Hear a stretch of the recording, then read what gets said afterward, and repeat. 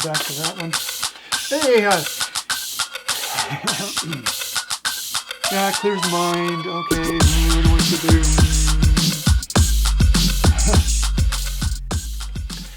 Well, hello, JD Smith here again to bring you my top ideas for the week from the book Become an Idea Machine.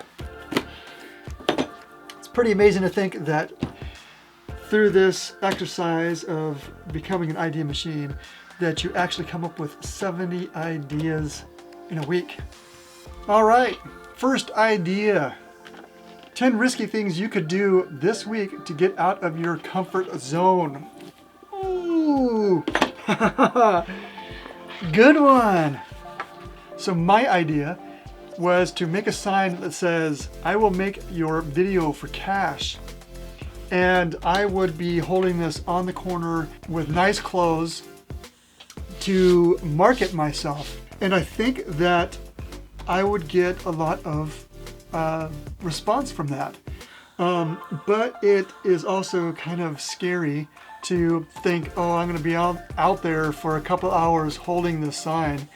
And yes, I would have some kind of contact information. I always have been hesitant, but I know that especially up here where I live in Everett, there isn't a sign like that. And so I think I would get a lot of notoriety for that. So I like that idea. And is this something that is going to happen? I don't know if it's going to happen, but I can see doing it. And saying, okay, well, what am I going to do in my business today? Let me spend 3 hours, create the sign, get it up, park my truck, walk over, and just hold it. And hold it with, a big smile and waves. And I think it would be a fun time. And I think I'd get a lot of honks and waves and thumbs up and all that. So who knows? We'll see. But I think it would be a good challenge to give myself that would be uncomfortable and get me out there. 10 ways I can improve my daily physical practice. I think a lot of you are thinking, yeah, I need to improve my daily physical practice. But one thing that I have come to find out is I will go through lazy periods. And those lazy periods can last probably 3 weeks, but then I will get back into it. I try to work out 3 to 4 days a week. There'll be mornings where I'm just too tired, I'm too sore from the day before, or I stayed up too late. I think that when I say, oh, I'm too tired, that I need to push through that and go out and work out anyway. I always, and I'm sure you feel the same way, once you're done with the workout, you're so happy that you did. You're ready to go. You feel so much better and you're alive and you're energetic and you're ready to go. It just is way better than waking up and being stiff from getting out of bed. But still, it's just like, okay, let me go and do my usual grind. But it feels so good. Now, lately I've been doing the TRX program. And I've done that for about 4 years. I do it at least once a year. And when I go through doing the 4 workouts a week, I feel better. And so it's just getting through that, reminding yourself, if you say, oh, I don't want to do it today, to just say, oh, I'm going to do it anyway. Because I know I'm going to feel better and push through that. 10 ways I can improve my daily emotional practice. The emotional leg of the daily practice has to do with the people I surround myself with. And came up with 10 ideas, and the third idea I had was to tell a complete stranger a compliment every time I go out in public. You know, it might sound a little bit weird to say, oh, I'm going to give somebody a compliment whenever I go out. But if I go out to like Starbucks, or I'm in line at the QFC or Safeway, give a compliment to a woman in Starbucks, oh, your hair looks pretty today. Even just looking into a person's eyes just for a brief moment. You don't have to get really weird about it, but just acknowledging a person by spending that split second more looking at the person and just smiling before you go up to the cash register or whatever else. It's amazing what that does for a person.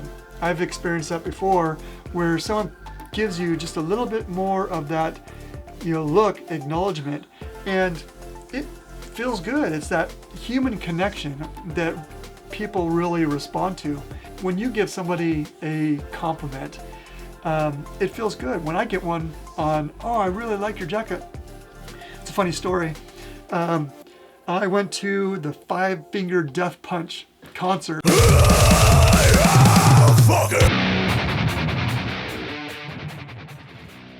And I bought a sweatshirt with a hoodie, 5 Finger Death Punch on the front, but it's a heavy metal sweatshirt.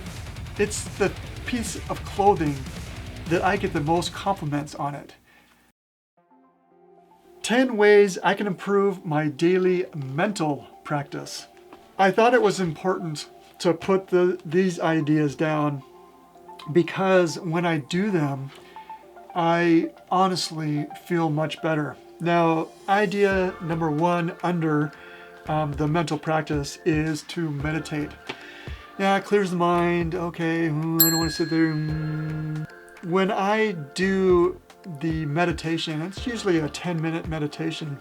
I literally have more energy when I finish than when I sat down.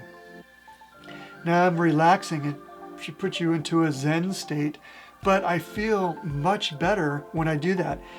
Now, one of the things that I find that's for me very beneficial of meditation is that, first of all, I'm clearing my gray matter of everything.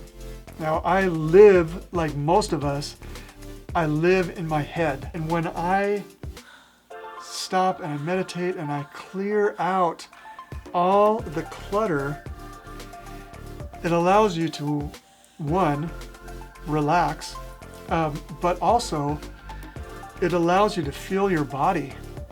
I literally feel better. The power of the breath is so amazing.